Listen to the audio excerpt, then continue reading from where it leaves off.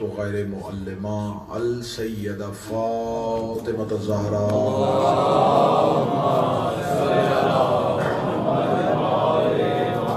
ولعن اللہ تعالی علی اعدائهم اجمعین اما بعد فقد قال حق سبحانہ تعالی فی کتابہ المجید وفرقان الحمید بسم اللہ الرحمن الرحیم وما خلقت الجن والانس الا لیعبدون بلند تر الصلوات اللہم صلی علی ذہنوں کو بیدار کرتے ہوئے ایک مل کے باواز بلند صلوات علیہ فرمائے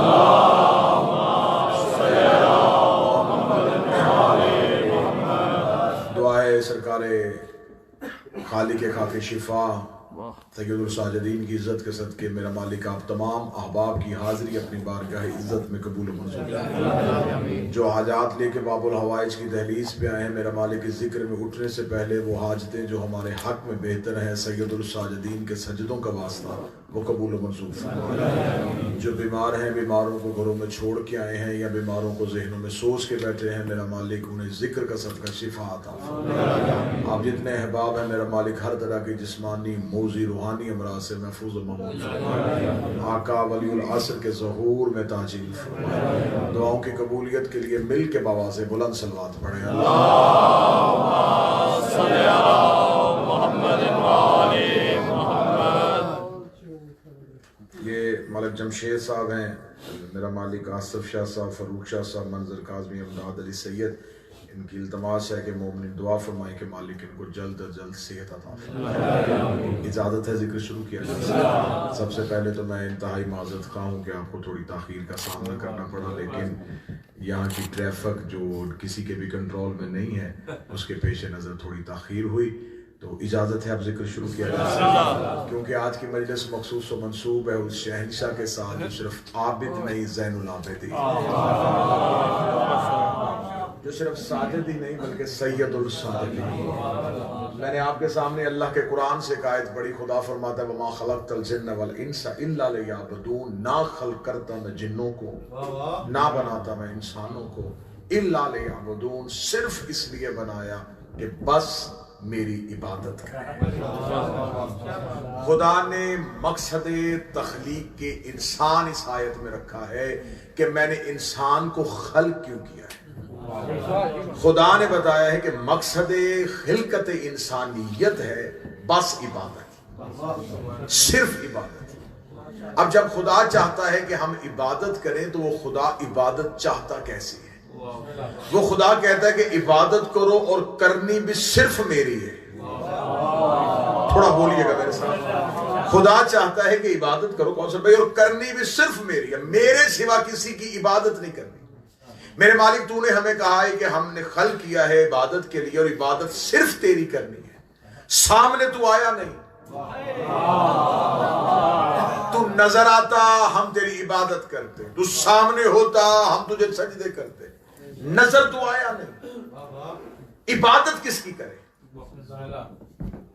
اب خدا نے جہاں قرآن میں یہ کہا نا کہ عبادت کرو، تو معصوم سے ایک بندے نے پوچھا کہ مولا ہم نے اللہ سے کہا نہیں تھا کہ ہمیں خلق کرے اور اسے عبادت کی ضرورت نہیں تھی۔ جب ہم خلق نہیں ہونا چاہتے تھے، اسے عبادت کی ضرورت نہیں تھی، تو پھر اس نے ہمیں خلق کیوں کیا؟ امام نے فرمایا وہ تم سے عبادت اس لیے چاہتا ہے تاکہ ہماری معرفت ہو سکے۔ وہ عبادت چاہتا اس لیے ہے کہ تاکہ تم ہمیں پہچان سکو۔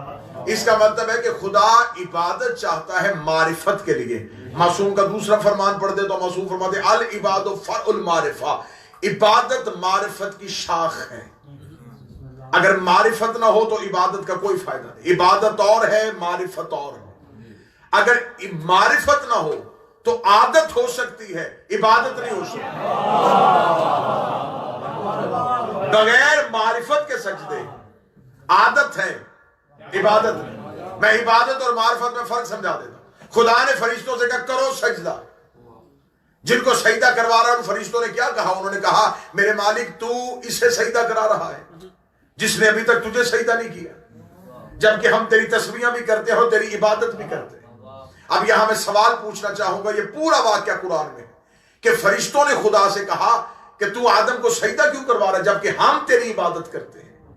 یہ فرشتوں کو کس نے شعور دیا تھا کہ اللہ کو یہ جواب دینا ہے؟ سمجھ کے بولیے گا، فرشتوں کے ہاں نفس نہیں ہے، خدا جو چاہتا ہے وہ کرتے ہیں۔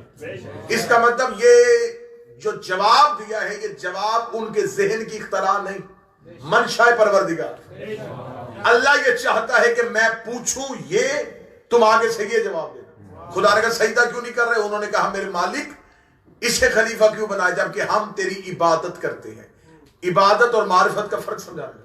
خدا نے کہا میں سجدہ اس لیے کروا رہا ہوں، تم کرتے ہو عبادت، آدم کے پاس ہے معرفت۔ میں گردن کٹوانے کے لیے تیار ہوں، کوئی بندہ مجھے کسی مولوی کی کتاب سے ثابت کرے کہ حضرت آدم نے سجدہ ہونے سے پہلے خود کوئی سجدہ کیا۔ حضرت آدم میں اتنی بھی دیر نہیں ہوئی کہ آپ اتنے چپ ہو جائے، دو بج گئے، چہرے تھوڑے سے تھوڑے سردگی تھوڑی سی۔ حضرت آدم نے سجدہ جب حضرت آدم کو، تو اس سے پہلے حضرت آدم نے خود کوئی سجدہ نہیں کیا۔ جس نے خود سجدہ نہیں کیا اسے سجدہ ہو گیا۔ اگر آدم ایک بھی سجدہ کر دیتے، آج مولوی کہہ دیتا یہ سجدہ ہوا تھا اس سجدے کی وجہ سے۔ آدم نے سجدہ ہی ایسا کر دیا تھا، اللہ کو سجدہ کروانا پڑے گا۔ خدا نے کہا نہ، سجدہ نہیں کرنا، تو سجدہ نہ کر، یہ تجھے کریں گے۔ فرشتوں نے کہا ہم عبادت گزار ہیں، اسے سجدہ کیوں کروا رہے ہیں؟ خدا نے کہا ابھی امتحان لے لیتے، اگر عبادت گزار ہو بتاؤ یہ نام کن کے؟ جناب بتاؤ یہ نام کن کے؟ فرشتے عادت آ گئے۔ فرشتوں نے کہا پاک ہے تیری ذات، نہ تو نے کبھی پڑھائے نہ ہم نے کبھی پڑھے، تب تو نے سکھائے ہی نہیں، ہمیں کیا پتا یہ نام کن کے؟ یا آدم و انبیاءہم باسمائہم، آدم تو پڑھ یہ نام کن کے؟ ادھر آدم نے پنجتن کے نام پڑھے، خدا نے فرشتوں سے کہا اب سجدہ کرو، تاکہ میں دنیا کو بتاؤں جو پنجتن کی معرفت کر لے اسے فرشتے سجدے کرتے ہیں۔ سجدہ ہوا تھا معرفت پنجتن کی وجہ سے، کیونکہ اب تمہید کا وقت گزر گیا اور میں تمہید میں آپ کو مزید خاموش نہیں کروانا چاہتا تھا، اس لیے میں نتیجے کے قریب آ رہا ہوں۔ تمہید خشک ہوتی ہے اور آپ تو پہلے بالکل خاموش بیٹھے تھے۔ معرفت کسے کہتے ہیں اور علم کسے کہتے ہیں؟ معرفت، میرے جو جتنے نوجوان بچے بیٹھے ہیں، معرفت کہتے ہیں کسی چیز کی پہچان کرنا، علم ہوتا ہے کسی چیز کو جاننا۔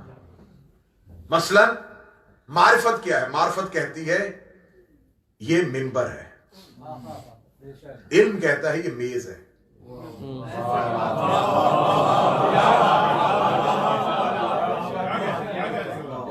باہر سے کوئی بندہ آیا، اس نے کہا کہ یہ سامنے حال میں کیا؟ وہ کہے گا کچھ لوگ ہیں جو زمین پہ بیٹھے ہوئے، یہ علم تھا۔ لیکن جس کے پاس معرفت تھی اس نے کہا زمین پہ نہیں، فرش عذاب بچھا ہوا۔ اب میں بالکل آسان کلیہ دینے لگا ہوں، چیزوں کو ان کے حق پہ ماننا، یہ معرفت۔ اور زیادہ آسان کر دوں، جس کا جہاں مقام بنتا ہو اسے وہاں ماننا، یہ معرفت۔ اللہ کون ہے؟ اللہ کون ہے؟ آل محمد کون ہے؟ چیزوں کو الگ الگ پہچاننا، اسے معرفت کہتے ہیں۔ اب تمہید میری مکمل ہو گئی۔ اب نتیجہ، کیونکہ منزل سید الساجدین اور منزل زین العابدین پہ گفتگو لے کے آنی ہے، تو اب ذرا تمہید سمجھیے گا۔ اب میں نے آپ کے سامنے پڑھ دیا کہ عبادت کسے کہتے ہیں، معرفت کسے کہتے ہیں، اور عبادت تب تک عبادت ہوتی ہے جب تک اس میں معرفت ہو۔ معرفت نہ ہو تو وہ عبادت قابل قبول نہیں، یہ بات طے ہو گئی۔ اب جیسے عبادت کرنے والے کو عابدین کہتے ہیں، معرفت رکھنے والوں کو عارفین کہتے ہیں۔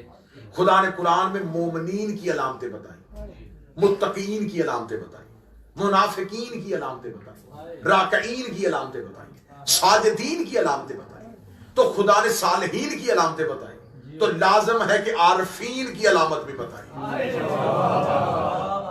اگر خدا متقی کی علامت بتا سکتا ہے، مومنین کی علامت بتا سکتا ہے، منافقین کی علامت بتا سکتا ہے، تو خدا یہاں نام نہیں لے گا کہ یہ عارف ہے، خدا ایک حد بتائے گا۔ کہ جو اس مینر کو چھو لے وہ عارف.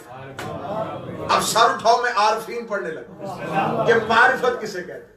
آئے قرآن سے پوچھے میرے مالک عارف کسے کہتے ہیں. خدا نے جہاں سے 7واں پارہ شروع ہو رہا سورہ مائدہ، خدا کہہ رہا بسم اللہ الرحمن الرحیم وَإِذَا سَمِعُوا مَا أُنزِلَ إِلَى الرَّسُولِ تَرَىٰ أَعْيُنَهُمْ تَفِيضُ مِنَ الدَّمْعِ فَعَرَفُوا مِنَ الْحَقِّ. اب ترجمہ سننا اور ذہن کو جگا کے جملہ سننا. خدا کہتا ہے جب وہ سنتے ہیں جو ہم نے رسول پہ نازل کیا. میں عارف کی نشانی پڑھ لگا. خدا کہتا ہے جب وہ سنتے ہیں جو ہم نے رسول پر نازل کیا. ترا اعینہم تم ان کی آنکھوں کو دیکھا کرو.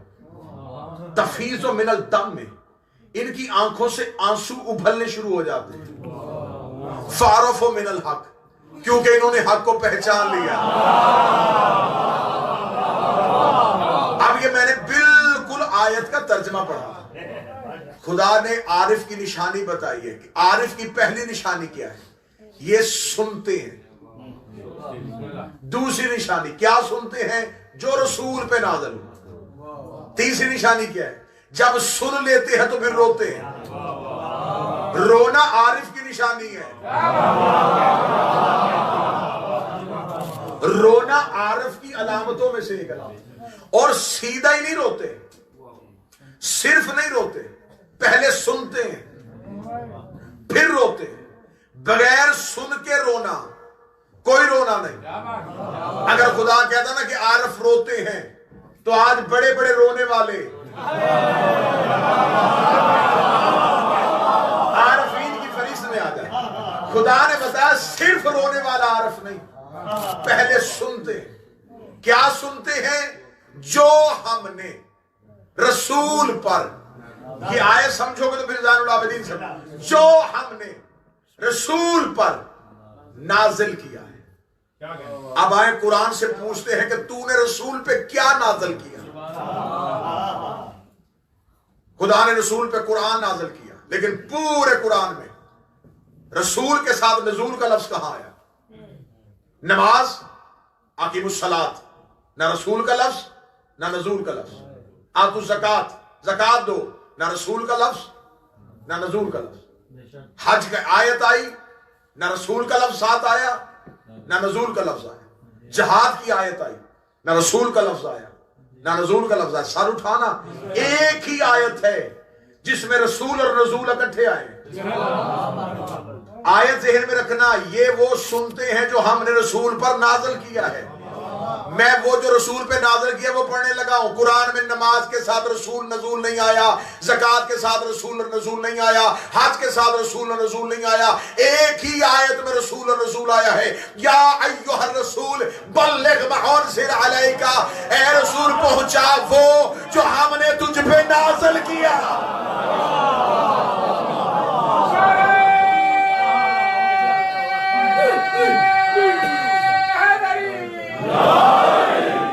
عارف کی نشانی، معرفت پانے والوں کی نشانی، عارفین کی نشانی.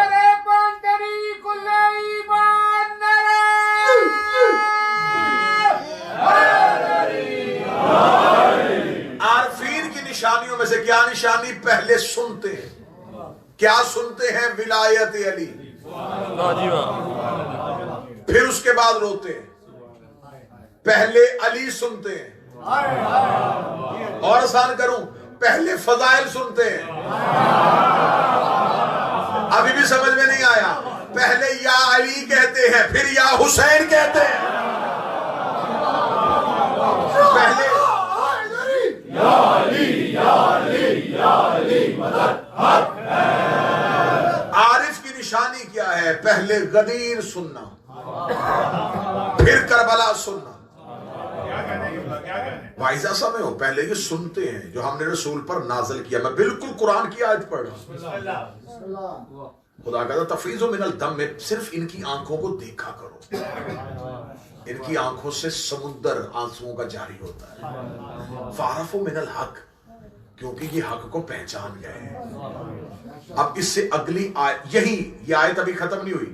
آیت کا اگلا آخری ٹکڑا پڑھنے لگا ہوں اور آپ کے کلیجے یوں وادی نجف میں جا کے تھر تھر کانپے گا۔ عارف کی پوری نشانی بتانے کے بعد خدا کہتا ہے جب یہ وہ سنتے ہیں جو ہم نے رسول پہ نازل کیا، تم ان کی آنکھوں کو دیکھا کرو، ان کی آنکھوں سے آنسو روانی سے جاری ہوتے ہیں، فَعَرَفُوا مِنَ الْحَقِّ، کیونکہ یہ حق کو پہچان لیتے ہیں۔ اگلا ٹکڑا سننا، یقولون، پھر یہ کہتے ہیں آمنا، ہم ایمان لے آئے، فَاكْتُبْنَا مَعَ الشَّاهِدِينَ، بس تو لکھ دے کہ ہم نے گواہی دے دی ہے۔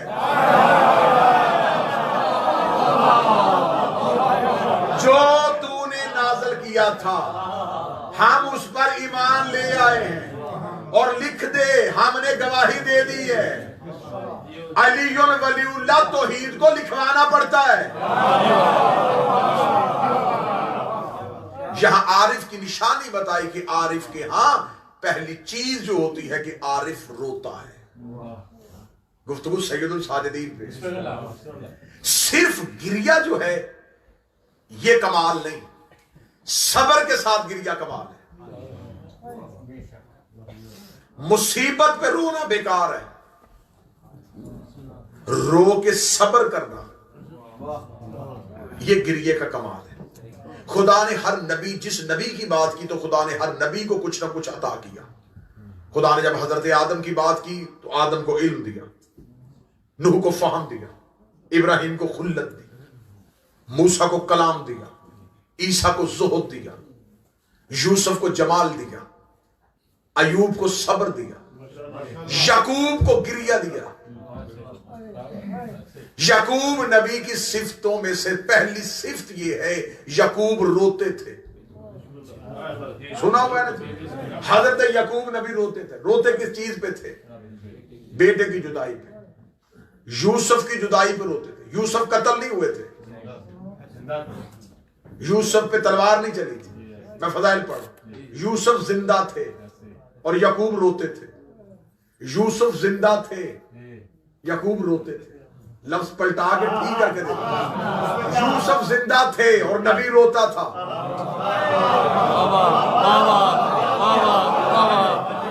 نبی زندہ تھا اور دوسرا نبی روتا تھا۔ زندہ کو رونا نبیوں کی صفت ہے۔ جو مولوی آج چاہے اپنوں میں ہو چاہے بیگانوں میں ہو، جنہیں نہ آنسو اچھے لگتے ہیں نہ قمیض اتار کے ماتم اچھا لگتا ہے، اس بدبخت سے ٹرسٹ سے مخاطب ہو کے کہنا چاہتا ہوں کہ یعقوب نبی زندہ کو رو رہے تھے۔ اگر ہمت ہے تو یعقوب کا ہاتھ پکڑ کے کہے کہ ہم زندہ و جاوید کا ماتم نہیں کرتے۔ یعقوب سے کہہ کے دے کہ ہم زندہ و جاوید کا ماتم نہیں کرتے۔ روتا رہا یعقوب یوسف کے لیے، اور یوسف زندہ تھا۔ حضرت یوسف نبی پوری کہانی خدا نے قرآن میں لکھی، اور خدا نے قرآن میں کہا یہ بہترین قصہ ہے۔ خدا نے خود کہا ہے، خدا نے کہا جتنے میں نے قصے لکھے ہیں نا ان میں سے سب سے اچھا قصہ، کہانی، اچھی کہانی۔ کہانیاں جھوٹی نہیں ہوتی، جھوٹے افسانے ہوتے ہیں۔ یہ اردو لغت کی کوئی غلطی ہے، افسانے جھوٹے ہوتے، کہانی سچی ہوتی ہے۔ خدا کا قصص الحق، یہ بڑی سچی کہانی، یہ بڑی اچھی کہانی، بڑی خوبصورت کہانی۔ یوسف نبی بچھڑ گیا یعقوب سے، اور میں پورا سورہ یوسف نہیں، کیونکہ مجھے گریہ اور صبر پڑھنا ہے، اور پھر صبر کے بعد سید الصابرین پڑھنا، سجدہ پڑھنا، پھر سید الساجدین پڑھنا۔ جناب یوسف چلے گئے، یعقوب کو پتا تھا، اتنا روئے، آنکھوں کی بینائی چلی، پتا تھا کہ زندہ ہے، پھر بھی یوسف کے پرسے میں یعقوب نے بینائی دے دی۔ کوئی بندہ ہوتا جو صدر کی قیمت، کوئی ایک ماتمی ہوتا جو صدر کی قیمت۔ یوسف کی پرسے میں یعقوب نے آنکھوں کی بینائی دے دی، کیونکہ جب عشق میں گریہ کرو نا پھر کچھ نہ کچھ دینا پڑتا ہے، چاہے بینائی ہو چاہے بدن کا خون ہو، پھر کچھ نہ کچھ دینا پڑتا ہے۔ اور پھر جب معصوم آگے حجت ہو نا جو لیتی ہے، آپ نے عشق میں دینا ہے، پھر یہ ان کا کمال ہے، وہ واپس دے دیتے۔ آپ ابھی بھی نہیں سمجھے؟ یعقوب روئے تھے، آنکھیں گئیں، مل گئیں آنکھیں، کیسے؟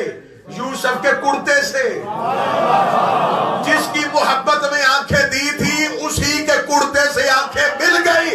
آج ماتمی حسین کے عشق میں زنجیر چلاتا ہے، عباس کا علم آنکھوں کو لگا لیتا۔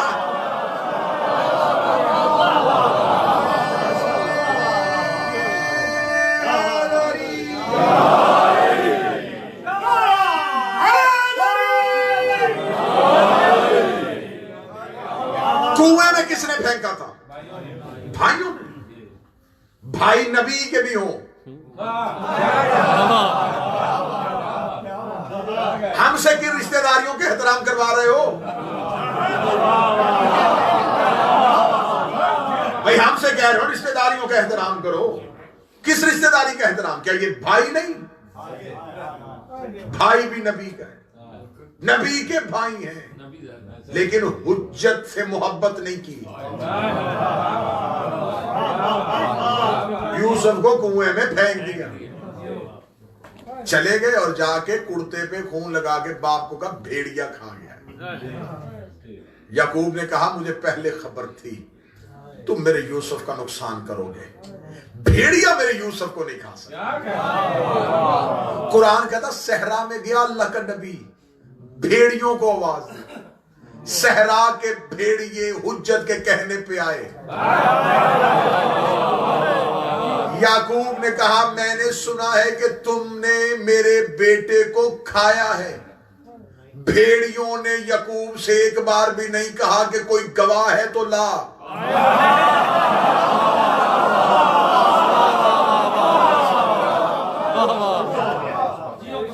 مجھے قرآن کی کسی آیت سے نہیں ملا کسی ایک بھیڑیے نے کہا ہو کوئی گواہ لا۔ بھیڑیے تھے، بھیڑیے تھے، جانتے تھے معصوم سے گواہ نہیں مانگتے۔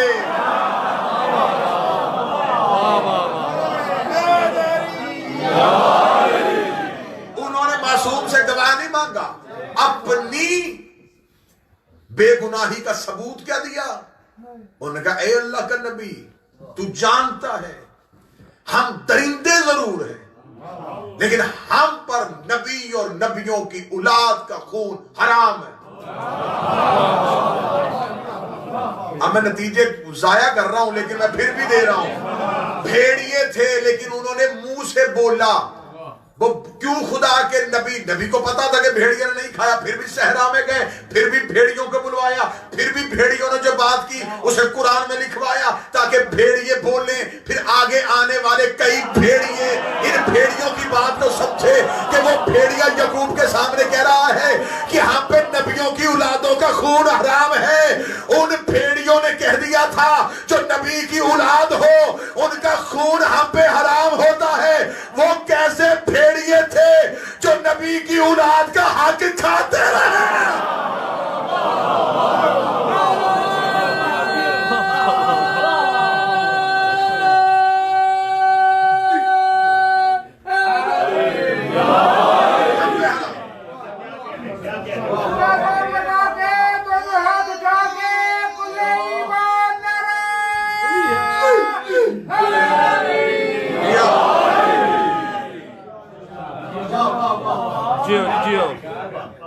ایک بھائی تھے جناب یوسف کے جو سگے بھائی تھے، بنیامین ان کا نام تھا، اور پورے قرآن میں پورا واقعہ نہیں پڑھنا چاہتا کہ کسی بہانے سے سگے بھائی کو روک لیا، ایک بہانہ بنایا اور بھائی کو روک لیا۔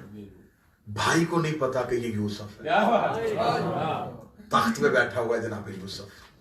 بنیامین کو بلایا، بنیامین سے کہنے لگے کہ تیرے چہرے پہ غمگین کیوں ہے، افسردہ کیوں ہے؟ اس کا ایک میرا بھائی تھا،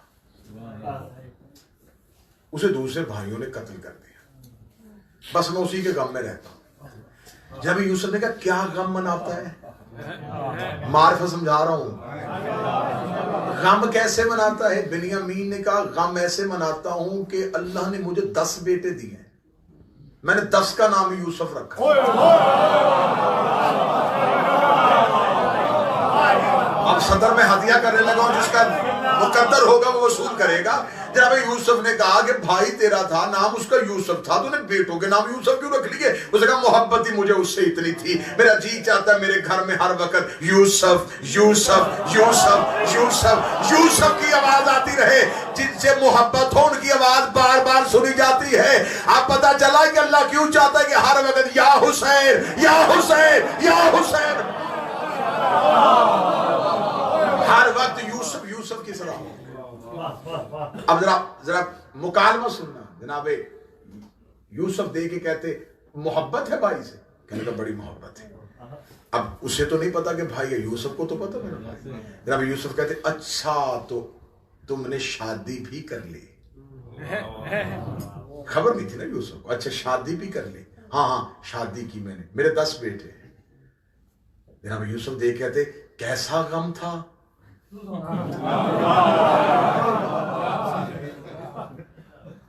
कि आपने शादी भी कर ली?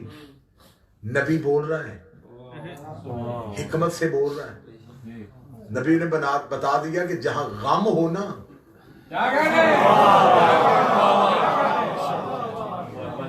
वहां खुशी नहीं होती। गम और खुशी एक जगह पे इकट्ठे नहीं हो सकते। जहां गम हो तो फिर खुशी कैसे? अब जो बाकी भाई आए थे ना, अब उन्हें भी नहीं पता था ये यूसुफ है। जनाब यूसुफ ने कहा इन्हें खाने पे बुलाओ। खाने पे बुलाया। तफसीरें कहती हैं जनाब यूसुफ ने दीवार पे एक तस्वीर बनवाई। एक कुआं है, उसमें एक बच्चे को फेंका जा रहा है। अब उन्होंने तो कहा था भेड़िया खा गया। जनाब यूसुफ ने वही तस्वीर दीवार पे बना दी और दीवार के ऊपर पर्दा लगा दिया। दस्तरखान सज गया, तरह तरह के खाने लग गए। जब भाई आके बैठ गए तो यूसुफ ने गुलामों से कहा पर्दा हटाओ। जो ही पर्दा हटा, नजर पड़ी भाइयों की तस्वीर पे, जिस कत्ल को छुपाया था वो सामने देखा, वहीं से लुकमे छोड़े। हम खाना नहीं खा सकते, हमें यहां से उठना होगा, हमें यहां से जाना होगा। गुलामों ने कहा खाना क्यों नहीं खाते? उन्होंने कहा एक शर्त में खाएंगे, पर्दा दोबारा लगाओ। ये वाकया क्यों है? वजाहत खोलूं? तस्वीर थी, हकीकत तो नहीं थी। तस्वीर से घबरा गए। वहां हकीकत नहीं थी, शबी थी। कातिल शबी से डर गए।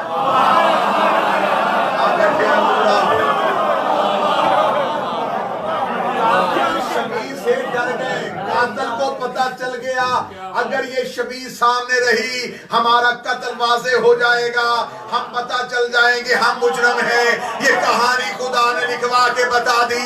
आज भी कातिल के सामने शबी आ जाए, कातिल जी के कहता घोड़ा किसी और गड़ी से ले जाओ, क्योंकि अगर ये या हुसैन कह के यहां से निकले हमें पता चल जाएगा कातिल का शजरा कहा जा रहा।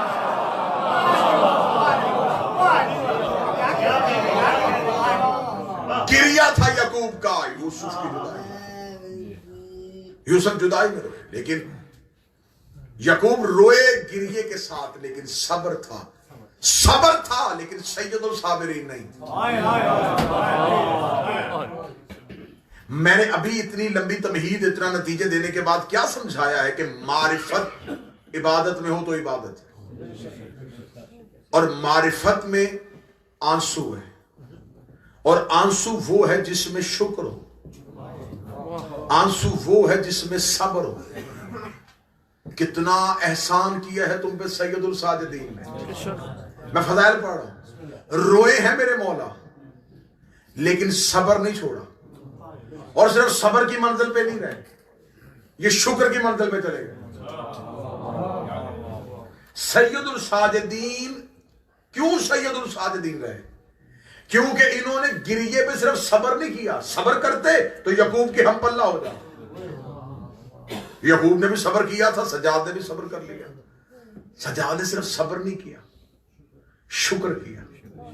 यही वजह है कि आज हम मातम करने के बाद करबला की खाक पे शुक्र का सजदा करते हैं।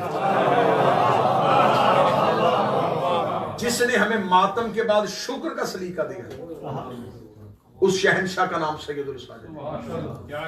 مولا سید الساجدین نے اپنی زندگی میں اتنے سجدے کیے، اتنے سجدے کیے، اتنے سجدے کیے۔ کتابیں کہتی ہیں کہ کوئی مہمان ملنے کے لیے آتا تو پہلے شکر کا سجدہ کرتا، مہمان کو رخصت کرتے، میرے اللہ شکر ہے تو نے میرے گھر مہمان بھیجا، پھر شکر کا سجدہ۔ کوئی مولا کے لیے ہدیہ کو تحفہ لے کے آتا، شکر کا سجدہ کرتا ہے۔ کوئی مولا سے دعا کروانے کے لیے آتا، مولا شکر کا سجدہ کرتا ہے۔ کتابیں کہتی ہیں سید الساجدین جگہ جگہ پہ سجدے کرتے تھے۔ میں نے تو پھر جب یہ کتاب سے جملہ پڑھا تو میں نے اس میں خطابت میں جملہ بدلا ہے، کسی کو اچھا لگے تو وہ بول کے تائید کر دینا۔ یہ جو سید الساجدین جگہ جگہ سجدے کر رہے تھے، یہ سجدے کر نہیں رہے تھے، سجدے بو رہے تھے۔ آج جو کائنات میں جگہ جگہ تمہیں سجدے نظر آ رہے ہیں، یہ بوئے ہی سجاد میں۔ سید الساجدین صرف عبد نہیں رہے، زین العابدین۔ آپ کیا سمجھتے کہ زین العابدین ہونا آسان تھا؟ عبادت گزاروں کی زینت۔ جناب یعقوب نبی، اسی بات کو مکمل کر لیتا ہوں، وقت زیادہ ہو گیا۔ جناب یعقوب نبی جب یوسف کو ملنے کے لیے گئے تو جناب یوسف تخت پہ بیٹھے تھے، تو نیت یہ تھی کہ باپ مجھے تخت پہ دیکھے گا، خوش ہوگا کہ میں نے بیٹا صرف نبی نہیں رہا، بادشاہ بھی بن گیا۔ جناب یوسف نے تخت پہ بیٹھے تھے باپ کی مسرت میں اضافے کے لیے۔ تفسیر کہتی ہے جناب یوسف نے سلام کے لیے یوں ہاتھ اٹھایا کہ باپ کو سلام کرو، یہ ہاتھ کی انگلیوں سے ایک روشنی تیزی سے نکلی۔ یوسف نے آواز دے کر کہا میرے مالک یہ کون سی روشنی تھی جو نکل گئی؟ فرمایا یوسف ہم نے تیری نسل سے نبوت واپس لے لی، تو نبی ہے، تیری نسل میں اب نبی کوئی نہیں ہوگا۔ میرے مالک کو غلطی ہوئی، بڑا حساس مرحلے پہ گفتگو روکنے لگا، میرے مالک کو غلطی ہوئی۔ فرمایا یوسف باپ نہیں آیا تھا،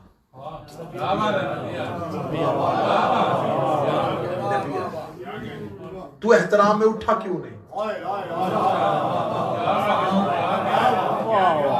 جب سامنے حجت آئے تو احترام میں اٹھتے ہیں۔ تو اٹھا نہیں، میں نے نبوت واپس لے لی تیری نسل سے، تجھ سے نہیں لی، نسل سے لے لی۔ تو نے امتحان پورے کیے ہیں، تو نے قید خانہ دیکھا ہے، میں تجھ سے نبوت واپس نہیں لینے لگا، تیری نسل سے واپس لے لی۔ کیوں تو نے حجت کا احترام نہیں کیا؟ بادشاہ حسین کی قسم اگر خطابت میں اس کو ڈھالتا تو 5-7 منٹ میں گھما کے بات کرتا، جو میں بغیر گھما کے کرنے لگا ہوں۔ حجت کے احترام میں کھڑے ہونا واجب ہوتا ہے۔ آپ پتہ چلا مصطفیٰ زہرا کے احترام میں ٹوٹتے،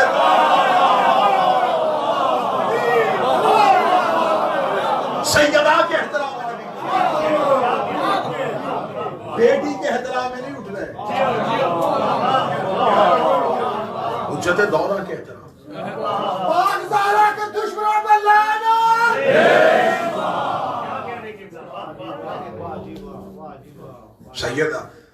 سیدہ سامنے آتی رسول، اور صرف سامنے نہیں، میں فضائل پڑھ رہا ہوں۔ مثال امام کا گھر جو تھا اس کی دیوار اور مسجد کی دیوار ایک تھی۔ کئی بار مثال امام ممبر پہ خطبہ دے رہے ہوتے اور خطبہ دیتے دیتے رسول اٹھ کے کھڑے ہو جاتے۔ صحابہ کہتے یا رسول اللہ ہمیں یہ سمجھ نہیں آتا کہ آپ خطبہ دیتے دیتے کیوں اٹھتے ہیں؟ کہتے دیوار کے پیچھے سے فاطمہ گزرتی، ہمیں کاٹ دو، ہمیں مار دو، ہمیں قتل کر دو، ہمارا قصور کیا ہے کہ ہم زہرا سے وفا کرتے ہیں؟ ہم نہیں تسلیم کریں گے ہر اس شخص کو جس نے رسول کی بیٹی کا احترام نہیں کیا۔ ہم کٹ سکتے ہیں، مر سکتے ہیں، کوئی ہم سے زبردستی کسی کی عزت نہیں کروا سکتے۔ میں بھرپور انداز میں مذمت کروں گا پاکستان میں علامہ شہنشاہ نقوی کے خلاف جو ایک مہم چل رہی ہے۔ جو عقیدے اور جو نظریات کوئی پڑھے گا، ہم شخصیتوں کے ساتھ نہیں کھڑے، ہم نظریات کے ساتھ۔ اس قوم کی نا اتفاقی نے یہ وقت دکھائے کہ جن کو بات کرنے کا سلیقہ نہیں تھا وہ آج ہمارے منہ کو آ رہے ہیں۔ اس کا مطلب ہے کہ کسی نے گھر سے گنجائش دی تو دشمن نے 4 دیواری پھیلان کی ہے۔ ہمیشہ چور اسی گھر کی دیوار پھلانگتا ہے جہاں اندر سے مخبر ملا ہو. کوئی مخبری ہوئی تو سب کچھ ہو. میں بھرپور انداز میں، کیونکہ یہ مجلس صرف یہ سامنے بیٹھے ہوئے افراد نہیں سن رہے، پاکستان کے طول و عرض میں اور پوری دنیا میں اس مجلس کو سنا جائے گا. ہمیں وطن عزیز پاکستان کا امن اپنی جان سے زیادہ عزیز ہے، لیکن میں مخاطب ہوں اپنے اہل سنت سے. ایک عرصہ دراز سے ایک تکفیری ٹولہ اہل سنت کے جذبات کو ابھار کے اپنی من مرضی کے مقاصد حاصل کر رہا ہے. وہ مقاصد کیوں حاصل کیے جا رہے ہیں؟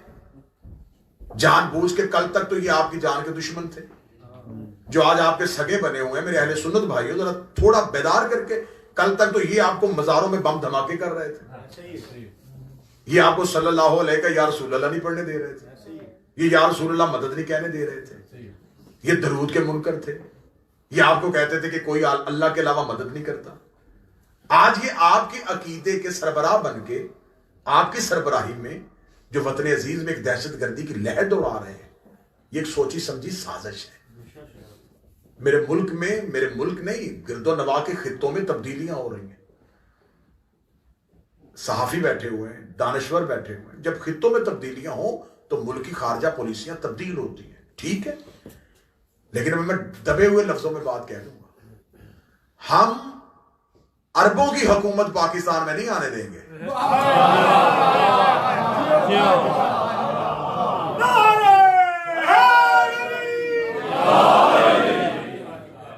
یہ سوچیں کہیں اور سے آئی ہیں، اور یہ سوچ صرف سوچ ہی نہیں آئی، یہ ریال سمیت آئی ہے.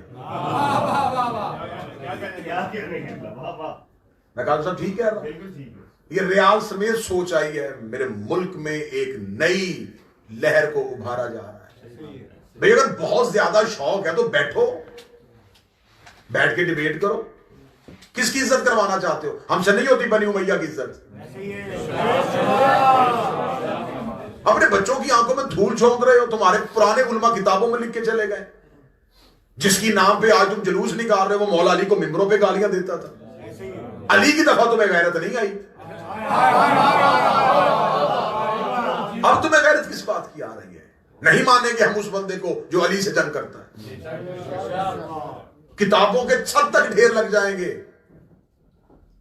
تمہاری کتابوں کی تو ابھی سیاہی خشک نہیں ہوئی جس میں لکھا ہوا ہے کہ یہ علی اور اولاد علی کے ساتھ کیا سلوک کرتا ہے.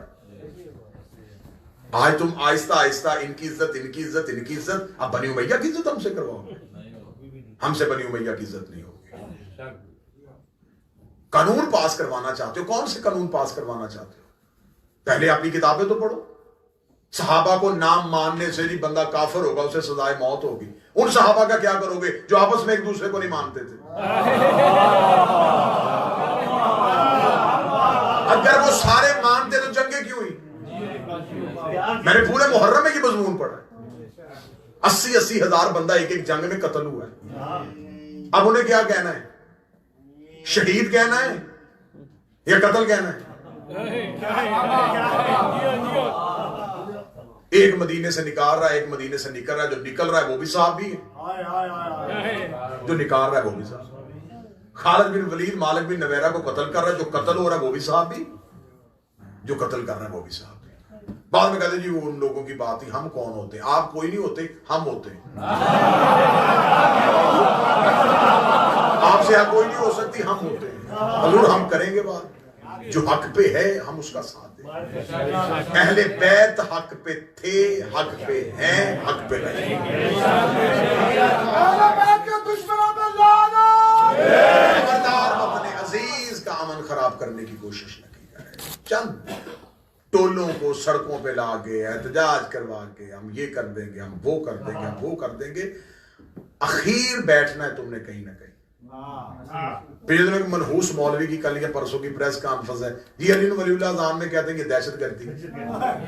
میں تمہیں علی ولی اللہ دعوت الشیرہ میں دکھاتا ہوں، تم مجھے صلاۃ و خیر من النوم دکھا. بھئی اذان میں اضافہ کس نے کیا ہے؟ ہم تو یہ باتیں بڑے امن کے ساتھ کرنے والے لوگ تھے، لیکن مجبور کیا گیا ہے. اگر علی ولی اللہ اذان میں اضافہ تمہیں دہشت گردی لگتا ہے تو تم نے تو خود یہ بات اصول میں لکھی ہوئی ہے کہ جو کام نبی کی زندگی میں نہ ہوا ہو اور بعد میں وہ بدعت ہوتا ہے.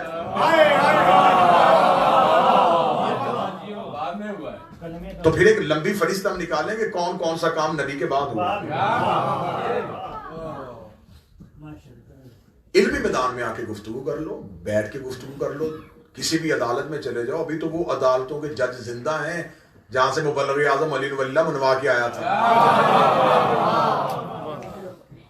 ہم لاوارث قوم نہیں ہے. ہاں ہوا ہے, غلطی ہوئی ہے. غلطی یہ ہو گئی ہے کہ گھر کی چار دیواری محفوظ نہیں رہی. ایک دوسرے کی گردنوں پہ, کیونکہ امن کے دن تھے, ہمیں باہر سے مارنے والا کوئی نہیں تھا. ہم نے کہا اچھا موقع ہے, خود ایک دوسرے کو مار لیتے ہیں. ایسا ہی ہوا نا. مولا امیر المومنین کا فرمان ہے امن کے دنوں میں جنگ کی تیاری کرو. یہ کمین گاہوں میں چھپے ہوئے تھے. اچھا حکومت افغانستان میں بدلی ہے, مزاج ان کے خراب ہو گئے. بھائی حکومت ان کی تبدیل ہوئی ہے. تمہاری گردن میں سریا کس بات پہ آ گیا کہ ہم کیا بن گئے؟ آپ کچھ بھی نہیں بنے. آپ وہی ہیں جو پہلے تھے, اور آپ وہی رہیں گے جو پہلے تھے. یہ بات میں صرف کیونکہ آپ کا تو یہ ٹاپک ہی نہیں ہے, لیکن میں بات جہاں پہنچانا چاہتا تھا وہ بڑے اچھے طریقے سے پہنچ گئے. ہم کسی اپنے جس عالم دین نے عزاداری حسین کی بات کی ہو, وہ سید زادہ ہو, ہم اس کے خلاف کسی قسم کا لفظ برداشت نہیں کریں گے. علماء میں, خطبہ میں, ذاکرین میں, ماتمیوں میں ہمارے اندرونی اختلافات, ہمارے ہلکے ہلکے نظریات کے اختلاف ہیں, ہمارے عقائد کے اختلاف ہو سکتے ہیں, لیکن ہمارے مذہبی اختلافات نہیں ہیں. ہم یہ نہیں کر سکتے کہ ہم کسی اپنے ذاتی اختلاف کی بنیاد پہ اگر کوئی بندہ بنی امیہ کی مذمت کرے تو ہم اس شخص کی حمایت نہ کرتے ہوئے بھی بنی امیہ کی مذمت نہ کرنے والوں میں سے ہو جائے. ایسا نہیں ہوتا. بنی امیہ پہ اس خاندان کو خدا نے قرآن میں اگر کہا ہے تو انہوں نے کھول کے خدا نے شجرہ ملعونہ کہا ہے. تو اگر آپ کو یہ تکلیف ہو رہی ہے کہ یہ وہ شجرہ نہیں ہے تو پھر بتائیں اللہ نے کن کو کہا ہے؟ پھر آپ لے آئے نا کوئی شجرہ ملعونہ جس کو خدا نے کہا ہے, وہ شجرہ کون سا ہے؟ مشکل سے مشکل دور آ رہا ہے کیونکہ حجت کا ظہور قریب ہے. جس کو رونے کے لیے آئے ہو, اس کو 40 سال اس کی آنکھوں کا خون بند نہیں. 40 سال مسلسل رویا ہے حسین کا بیٹا. مجلس تھوڑی تاخیر ہو گئی, آپ کو 1-1.5 گھنٹہ بیٹھ کے انتظار کرنا پڑا. بشری تقاضا ہے, انسان تھک جاتا ہے. چند لمحے کی ہمیں زحمت ہو تو ہمارے بدن تھک جاتا ہے. آج رونے اسے آئے ہو جو 40 سال ہر موڑ پہ رویا. آپ کو خبر ہے کہ آج 25 محرم ہے, 25 محرم کا دن گزر گیا ہے. آج شہادت ہے سید الساجدین کی. آپ پھر بھی اس لیے بیٹھے ہیں کہ ذاکر کوئی مصیبت پڑے تو ہم رو لیں. ہم مصائب سن کے روتے ہیں, سجاد سن کے نہیں روتے. پانی دیکھتے تھے رو لیتے تھے. رضا بھائی کسی جوان کے چہرے پہ داڑھی دیکھتے سجاد روتے. کسی کے سر پہ ردا دیکھتے سجاد روتے. بازار کا رش دیکھتے سجاد روتے. یہ جو روئے تھے معاذ اللہ, رونا بزدلی کی علامت نہیں. کوئی نہ سمجھے حسین کا بیٹا کیوں رویا. میں تمہیں مثال دے دیتا ہوں. بازار سے 1000 بندہ مسکراتا ہوا گزرے, کوئی نہیں پوچھتا کیوں مسکرا رہے. ایک روتا ہوا گزرے, بندے کہتے اس سے پوچھو یار اسے کیا ہے, یہ کیوں رو رہا ہے. کربلا سے رونا شروع کیا سجاد نے تاکہ مجھے لوگ پوچھے تو کیوں رو رہا ہے. میں کربلا سناؤں, میں بابے کی شہادت سناؤں, میں اکبر کا گھوڑے سے اترنا سناؤں. یہ سجاد کے آنسو نہیں تھے, یہ کربلا کی تاریخ لکھی جا رہی کہ جو آج ہم تک کربلا پہنچی ہے یہ سجاد کے آنسوؤں نے پہنچائی ہے. کوئی نہ سمجھے کہ کربلا میں لڑے کیوں نہیں تھے. شاید لڑنا نہیں جانتے تھے. عباس سے زیادہ بہادر تھا سجاد. تم نے ہائی نہیں کیا, میں جملہ پھر کہنے لگا ہوں. غازی سے زیادہ بہادر تھا سجاد, عباس سے زیادہ بہادر تھا سجاد. تو نے ابھی بھی شرم کیا, میں جملہ کھولنے لگا ہوں. سجاد کی جگہ عباس ہوتا پہلے ہی موڑ پہ مر جاتا. یہ حوصلہ تھا سجاد کا جو ہر منزل پہ زینب جیسی ماں. میرا مولا تمہیں چہلم پہ لے کے جائے. سید اعلیٰ ابراہیم شاہ جی بیٹھے ہوئے. میرا مولا ہر ایک شیعہ کو حسین کی قبر کی زیارت نصیب کرے. جب پہلا چہلم کرنے آئے تھے حسین کا سجاد کربلا میں, تو قبروں کے درمیان کھڑے ہو کے قاضی صاحب مولا سجاد نے کہا تھا, اکبر برچھی کھانا آسان ہے, عباس بازو کٹوانا آسان ہے, اصغر گردن پہ تیر کھانا آسان ہے, چچا غازی بازو کٹوا کے فرات پہ سونا آسان ہے, قاسم گھوڑوں کے سموں کے نیچے پمال ہونا آسان ہے. یہ کہہ کے سجاد نے کربلا کی ریت اٹھائی, چہرے پہ ڈال کے کہا, بابا حسین تیرا ضرب کھانا بھی آسان ہے. قبریں ہلنی شروع ہو گئی, آواز آئی, برچھی آسان, تیر آسان, نیزہ آسان, پھر مشکل کیا ہے. سجاد کمر پہ ہاتھ رکھ کے کھڑے ہوئے, رو کہتے اٹھو قبروں سے میں بتاؤ, زینب جیسی ماں 9 گھنٹے شرابی کے دربار میں کھڑے رکھنا یہ تیروں سے مشکل. زینب جیسی ماں, علی کی بیٹی, شرابیوں کے دربار میں, سادات و غیر سادات.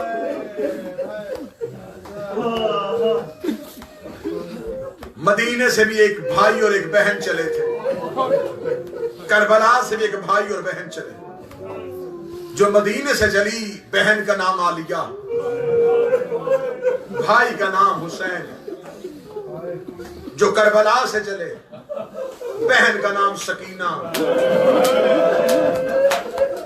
بھائی کا نام سجاد. 28 رجب سے لے کے کربلا کی عصر 10 محرم تک عالیہ حسین کو تسلیاں دیتی, حسین میں تیرے ساتھ, حسین میں تیری شریکت ہوں, حسین بہن تیرے ساتھ ہے. اب مجھے معاف کر دینا, 10 محرم سے لے کے شام کی 13 سفر تک 4 سال کی سکینہ. ہر گھر میں بہن موجود ہے. جن بہنوں کے بھائی نہیں ہیں, مولا سجاد کی سکینہ کا واسطہ اللہ انہیں بھائی عطا فرمائے. بہنیں زیادہ ہو نا, بھائی چھوٹا ہو, تو چھوٹا بھی بھائی ہو نا تو بابر بہنوں کو ایک دفعہ مان بن جاتا ہے. چھوٹا بھائی لے کے بہن بازار میں جا رہی ہو نا, رش زیادہ ہو جائے تو چھوٹے بھائی کا ہاتھ زور سے پکڑ لیتی, بھائی کو پتہ چل جاتا میری بہن ڈر گئی ہے. بھائی بے شک چھوٹا ہو, بہن سے کہتا گھبرانا میں ساتھ ہوں, تو نہ ڈر میں تیرے ساتھ ہوں, تو نہ گھبرا میں تیرے ساتھ ہوں. اب پتہ نہیں کون بندہ ماتم کرے گا. میں نے آج تک بھائی بہنوں کو تسلیاں دیتے دیکھے ہیں, یہ پہلی بہن تھی جو ہر موڑ پہ سجاد کا کرتا پکڑ کے رو کے کہتی, تو نہ رو میں تیرے ساتھ ہوں, تو نہ گھبرا میں تیرے ساتھ ہوں. میں جملہ پڑھوں, اگر گھروں تک ماتم کرنا ہے. سجاد رو کے سکینہ, بھائی بہنوں کو تسلیاں دیتے ہیں, تو بہن ہو کے مجھے تسلی کیوں دے رہی ہے؟ رو کے کہتی, اگر میں مر گئی تو میرا جنازہ اٹھا لے گا, اگر تو بازار میں مر گیا تیرا جنازہ کون اٹھا. سجاد میں بابا بغیر کفن کے چھوڑ آئی. سارے رستے میں مولا زین العابدین لاہور ہوتے ہیں, آخری 4 یا 5 منٹ پڑھنے لگے. مولا سجاد کی گردن میں توق تھا. میں نے توق پڑھا مجبوری سے, ذاکرین بیٹھے میں جملہ بدل دیتا ہوں. سجاد کی گردن میں بوجھ تھا, اتنا وزنی توق تھا. آج بھی جو ہندوستان سے تعلق رکھنے والے لوگ بیٹھے آج بھی حیدرآباد دکے میں اس توق کا ٹکڑا پڑا. اس محلے کو دارالشفا کہتے ہیں. مجھے مولا سجاد کی غربت کی قسم, کتابیں کہتی صرف توق نہیں تھا, اس توق کے اندر لوہے کی برچیاں لگی, اس کے دونوں طرف کی زنجیریں ملعونوں کے ہاتھ میں. مولا سجاد اس توق کے وزن کی وجہ سے کمر جھکا کے چلتا, گردن جھکائی ہوئی تھی توق میں, اتنا وزنی توق تھا گردن پہ. مولا سجاد کی گردن نے توق کا وزن اٹھایا تھا. ایک جملہ مجھے یاد آ گیا, شام کا بازار تھا, مارو مارو کی آوازیں تھی. ایک علی کا نبینہ صحابی بازار میں آیا, اس نے حسین کی قرآن کی تلاوت سنی. یہ لوگوں کو ہلا کے کہنے لگا محمد زندہ ہو گئے. انہوں نے کہا نہیں, اس نے کہا یہ قرآن محمد پڑھ رہا. انہوں نے کہا محمد نہیں, محمد کا بیٹا ہے. کہنے لگا کون ہے بازار میں؟ انہوں نے کہا حسین. یہ کہنے لگا حسین شام آئے. آنکھوں میں بینائی نہیں تھی. ایک قریب آگے کہنے لگا حسین زندہ نہیں آیا, حسین کا سر نیزے کی نوک پہ ہے. کہنے لگا کس نے مارا محمد کے بیٹے کو؟ کہنے لگا بیعت نہیں کرتا تھا, 9 لاکھ نے کربلا میں مار دیا. کہنے لگا اب کون آئے؟ انہوں نے کہا حسین کا بیٹا سجاد ساتھ ہے. اس نے ایک بندے سے کہا مجھے حسین کے سجاد کے قریب لے کے جا. یہ بازار میں رش ڈھونڈتا ڈھونڈتا مولا سجاد کے پاس آیا. اس نے قبضہ تلوار پہ ہاتھ رکھا. اس نے کہا کلمہ پڑھا ہے میں نے تیرے دادے اور تیرے نانے کا, مجھے حکم دے بچے ہاتھ کرو. مولا سجاد نے گردن سے سر اٹھا کے کہا خبردار تلوار نہ نکالنا, جنگ لڑنی ہوتی میرا عباس ساتھ آیا تھا. تلوار نہ نکالنا, میری سکینہ ڈر جائے گی, میں بہنیں ساتھ لے کے آیا ہوں. یہ رو کے کہنے کا قیامت والے دن بطول کو جواب کا دوں گا. مولا سجاد کہتے پھر ایک احسان کر. اس نے کہا احسان نہیں, حکم کر. سجاد رو کہتے اپنے سر سے امامہ اتار. اس نے امامہ اتارا. سجاد کی آواز آئی اسے لپیٹ. اس نے لپیٹا. مولا کی آواز آئی میری کمر کے پیچھے آ. میری گردن سے توق اٹھا کے یہ کپڑا توق کے نیچے رکھ. جتنی دیر تک کپڑا رکھے گا میری گردن کا لہو پت.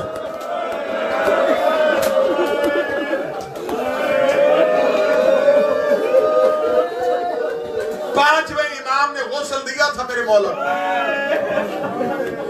پانچویں شہنشاہ کہتے ہیں کہ مجھے قسم ہے میرے بابا سجاد کی غربت کی, جب میں نے بابا کو غسل دیا. اب جملہ سخت آ گیا, میں سیدوں سے ڈر گیا. مولا باقر کہتے ہیں میں نے اپنے بابا کی گردن میں گوشت نہیں دیکھا.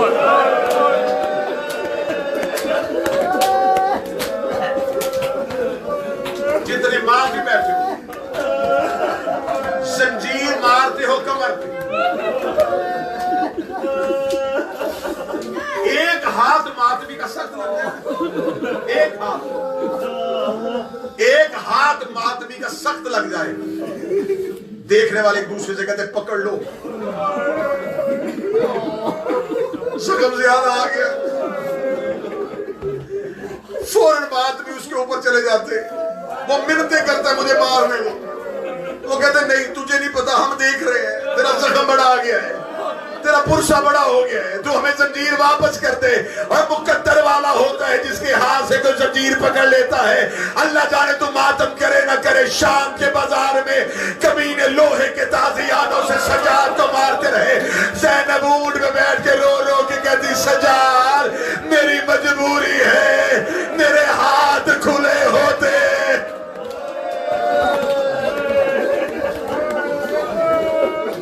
بس ایک سطر پڑھوں گا, شہادت نہ سن سکو نہ پڑھ سکو.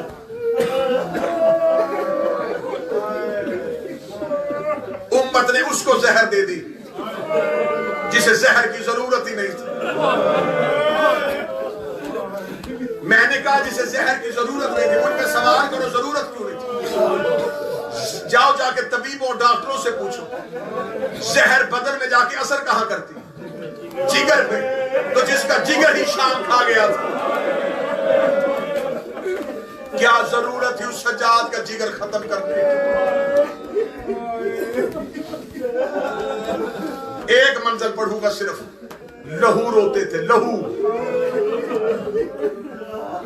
جگر پھٹ گیا تھا غیرت کا پروردگار تھا حسین کا بیٹا ایک بس آج 25 محرم میں آج مجھ سے ایک بندہ آزادار مجھ سے کہے کہ بتا یہ جگر پھٹا کب تھا کربلا میں نہیں پھٹا 18 سال کا اکبر مارا گیا سجاد لہو نہیں روئے یتیم قاسم کی لاش پہ گھوڑے دوڑ گئے لہو نہیں روئے عباس بازو کٹا کے فرات میں سو گئے سجاد لہو نہیں روئے 70 قدم کے فاصلے پہ علی کی بیٹیوں نے حسین کا سجدہ دیکھا سجاد لہو نہیں روئے جو اب تک نہیں رو سکا اسے ہائے کی دعوت دینے لگا شام غریبہ پہلی بار ماں بغیر چادر کے نماز پڑھتے دیکھی جو رو پڑا زینب تمہارا رونا قبول کرے مولا سجاد لہو نہیں روئے اور ایک سطر کہہ دوں سگی بہن نیلے تماچوں کے نشان دکھاتے روئے لیکن لہو نہیں روئے بغیر پالانوں کی علی کی بیٹیاں اونٹوں پہ بیٹھی روئے لہو نہیں روئے قرآن کی آیت رسیوں میں آ گئی سجاد روئے لہو نہیں روئے کوفہ گزر گیا روئے لہو نہیں جب ہے نا شام کا صدر دروازہ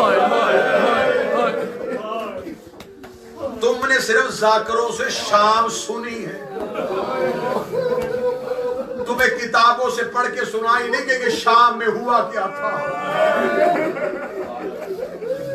اگر پڑھ دیا جائے تو امام بارگاہوں سے بندے نہیں جنازے اٹھے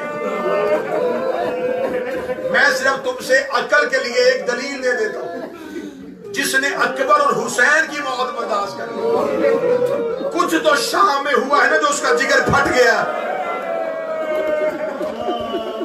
ہم تو صرف تمہارے ڈر سے کہہ دیتے ہیں پتھروں کی بارش ہوئی تھی مولا سجاد سے کہ بندے نے پوچھا مولا سب سے زیادہ مصیبت کہاں ہی فرمایا شام اسے کہا مولا سب سے زیادہ رویا کہاں تھا مولا نے فرمایا شام اسے کہا مولا سب سے زیادہ تکلیف کہاں ہوئی کہا شام جب مولا بار بار شام کہتے رہے اسے کہا 36 شہروں سے گزرا تھا تمہارا قافلہ تیری آنکھوں سے ابھی تک شام کیوں نہیں بھولتا اب جو غیرت مند بندہ بیٹھے سر اٹھانا سجاد رو کے کیسے بھولوں شام شام کے بازار کا ماحول میری آنکھوں سے نہیں جاتا اسے کہا ہوا کیا تھا سجاد رو کہتے اتنا رش تھا پچھلے بدماش رک نہیں رہے تھے اگلے رستہ نہیں دے رہے تھے مولا سجاد کہتے یہ وہی مقام تھا جب میری ماں زمین پہ بیٹھ گئی میں کوشش کروں گا ایک سطر پڑھ سکوں شام کا سطر دروازہ بند ایک دن نہیں 2 دن نہیں 15 اذانیں علی کی بیٹی نے شام کے باہر کھڑے ہو کے سنے آخری 1 منٹ بی بی دیکھ کر سجاد ان سے کہا ہم نے کتنی دیر کھڑے رہنا اب تک علی کی بیٹی اونٹ پہ بیٹھی مولا سجاد نے جس ملاؤن کے ہاتھ میں زنجیر تھی نا زنجیر ہلا اور ملاؤن ہم نے بھی کتنی دیر کھڑے رہے اسے جو جواب دیا وہ جواب سنو معافی مانگ یہ ملاؤن دے کے کہنے لگا ابھی بازار نہیں سجا ابھی لوگ اکٹھے ہو رہے تھوڑی دیر کے بعد شام کا دروازہ کھلا مولا سجاد نے نور کی طرح جھک بھی کمر گولف کی طرح سیدھا کیا مولا سجاد نے بازار کا منظر دیکھا منظر دیکھنا تھا سجاد کی آنکھ میں پہلا لہو کا قطرہ آیا آخری 1 منٹ کے بعد منبر چھوڑنے لگا ہوں مولا سجاد کی آنکھ میں پہلا لہو کا قطرہ ہے. مجھ سے پوچھو سامنے کیا تھا؟ 3000 بندہ ہاتھوں میں شراب کے جام لے کے ناچ ناچ کے کہہ رہا تھا جس نے بدر احد کے بدلے لینے ہو علی کی بیٹی آ رہی ہے. سجاد نے چھتوں پہ عورتوں کا رش دیکھا, سجاد نے ناچتے ہوئے مرد دیکھے. سجاد کی آنکھ سے پہلا خون کا قطرہ آیا. علی کی بیٹی اونٹ پہ بیٹھ گئی ہے. سجاد تیری آنکھ میں خون کیوں آ گیا؟ رو کے دا مت دعا کر تیرے سجاد کو موت آ جائے. رو کے دی موت نہ مانگ, مجھے وجہ بتا. سجاد رو کے دے کمینے نے لکھ کے بھیجا ہے اب تک زینب اونٹ پہ بیٹھ کے آئی ہے, اس بازار میں پیدل چلے گی. اماں تو اس بازار میں پیدل کیسے چلے گی؟ علی کی بیٹی کی آواز آئی, سجاد انہیں بتا دے میں پیدل نہیں چلوں گی.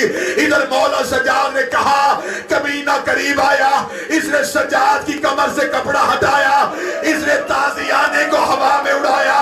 سکینہ پچھلے اونٹ سے گری, قریب آ کے دی نامار میرا ایک سجاد بچا ہے, میری اماں امیر باپ کی بیٹی ہے, میں کربلا کے غریب کی بیٹی ہوں, تو جہاں کہے گا میں پیدل چلوں گی. ادھر سکینہ پیدل چلی, حسین کے سر سے آواز آئی, زینب اب راضی ہے. میری سکینہ پیدل چل رہی ہے. علی کی بیٹی اونٹ سے ایسے گری جیسے گھوڑے سے عباس گرا تھا. رو کے دی پڑھ قرآن, میں پیدل چلنے لگی. ماتم حسین.